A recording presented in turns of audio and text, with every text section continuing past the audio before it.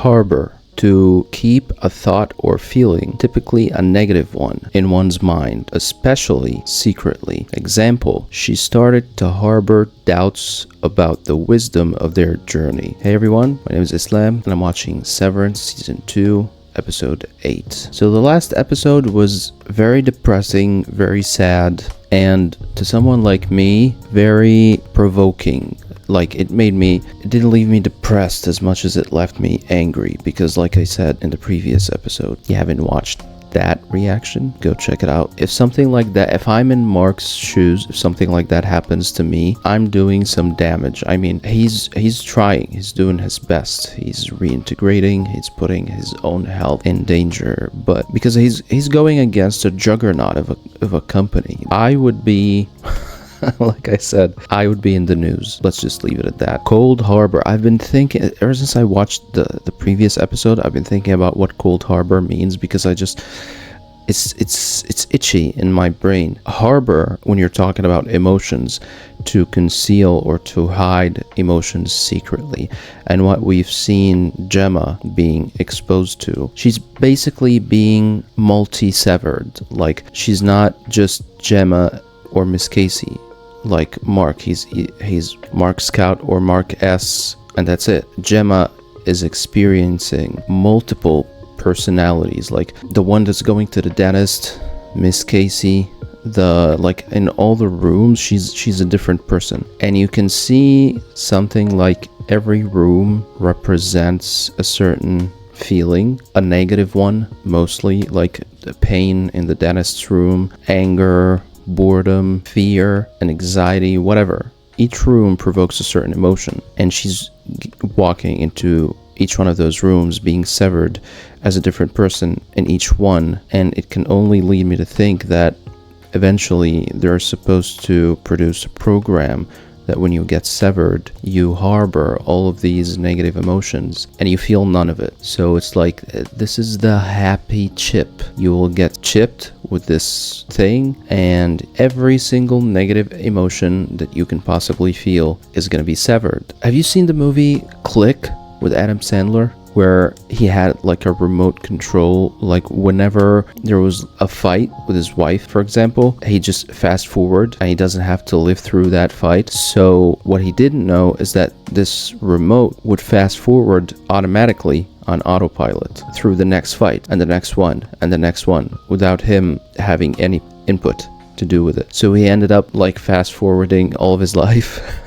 Basically, that's the whole movie. There are two problems with this theory. One is, are you just supposed to get severed? Like, whenever you're in a stressful situation and your severance is supposed to harbor you or shield you from stress, so you just get severed, and when the stressful situation ends, you return back to normal, so you just don't feel it. Well, that would just be stupid, because what if you have to make a decision while being stressed? How can you do that? How can your severed stress persona deal with it? It's just stupid. And the second problem with this theory, Gemma is going through all of that. She's the one going into the rooms, she's the one feeling all of those things, but they're constantly talking about how Mark is supposed to achieve Cold Harbor, but Mark is not doing any of it. They said in the previous episode, when Mark achieves Cold Harbor, they're not going to need her anymore. How? I don't know. If this is true, then the chip that Gemma has is supposed to be the main one. Like, the focus should be on that, not on Mark, but it's Mark, not her. So, and they're lying to her, telling her that Mark moved on, got married, had a daughter. I think this one just like dropped a few hours ago, and I just couldn't wait. Let's go. I can tell that Ben Stiller loves nature, because in all of his works, there's always nature involved. Not just any nature, like breathtaking nature, like mountains, snow, desert, whatever. It's always just unbelievably beautiful nature. I mean, look at this. Okay, Cobell, I hate you, just like I hate everyone who works for Lumen. You have one chance to redeem yourself. You have to turn. They threw you out like a piece of trash. So, if this is not a wake-up call, I don't know what is. You help us bring Gemma back to Mark. That's what you do. If you don't, you're still a bitch. She called her?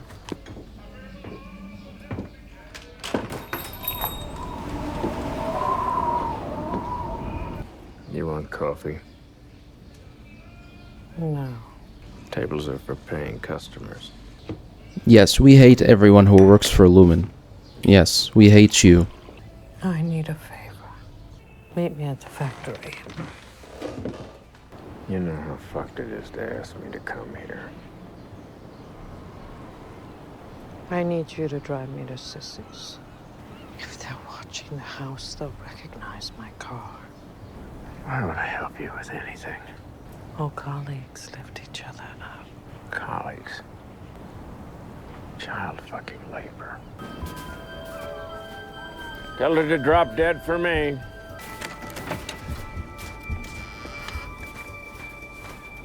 You are not welcome here. Is that her old home? Oh, yeah. Harmony 12. Sissy Cobell. Her mom? What have you done with my things? Sold to the poor. They weren't yours to sell. I sit in this house, you do not. What have you done, little mouse? Harmony! I want the key to Mother's room. That room stays shut until all who remember her sit with Kier. You know this. What were her last words? She said nothing. After you pulled the tube from her gullet. What does your mom know? What are your things? What do you want? There was gratitude in her eyes to be freed from her suffering. And go be with Kier? If only she had been a believer. Perhaps she would have found solace in the 9. The nine rules, 9 commandments from Kier, right? It's a cult.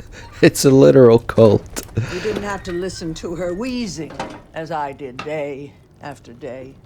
I didn't even get to say goodbye. Your studies were more important. Mr. Egan saw Kier in you. He really did.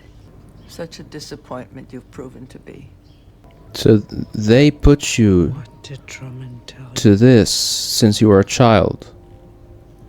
Return and plead forgiveness, child. The Egans will grant it.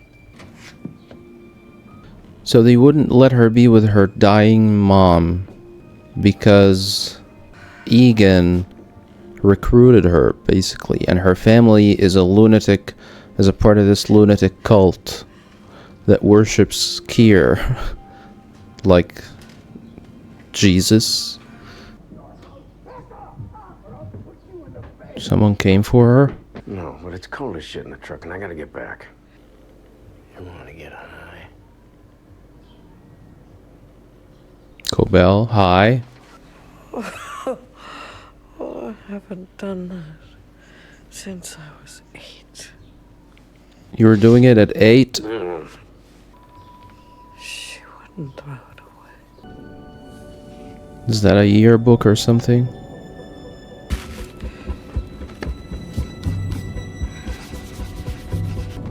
So that fellowship that she did while she was a little kid is the same that Miss Wong is doing now, right?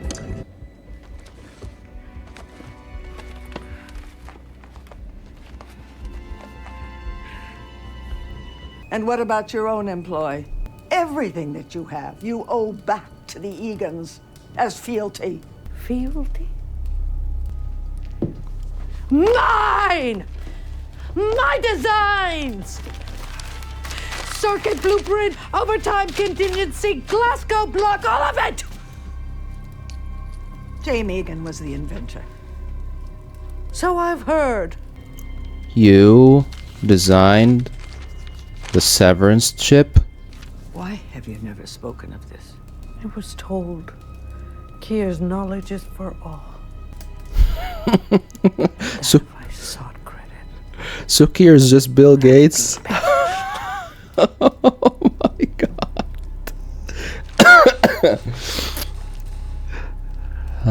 This show is too real.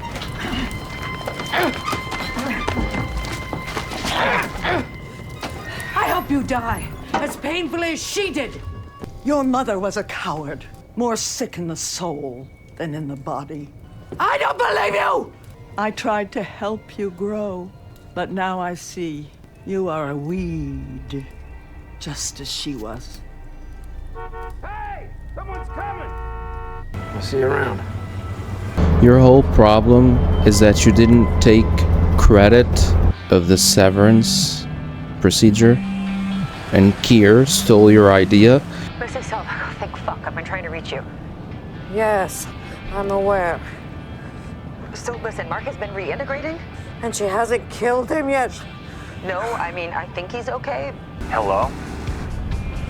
Tell me everything.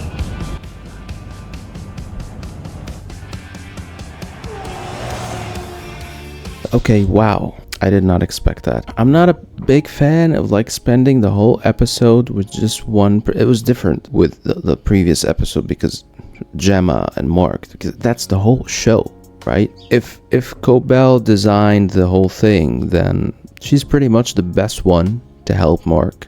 It seemed more like she was upset that she didn't get credit for the severance. Like, like it's not that Severance is evil. She would put you in a wellness session and watch you two together sitting in front of each other, knowing that it's you and her, and just watch you like a circus. I mean, how more evil can it get? Is that how Milkshake got into the company? He was like an 11, 12-year-old boy, and he entered the fellowship as well. And okay, it would make sense to me that they want them young because they want to start the indoctrination from a young age. And it's like a cult. It's like you worship Kier and you do everything we say, and that's it. If you like this video, like and subscribe, and as always, I'll see you next time.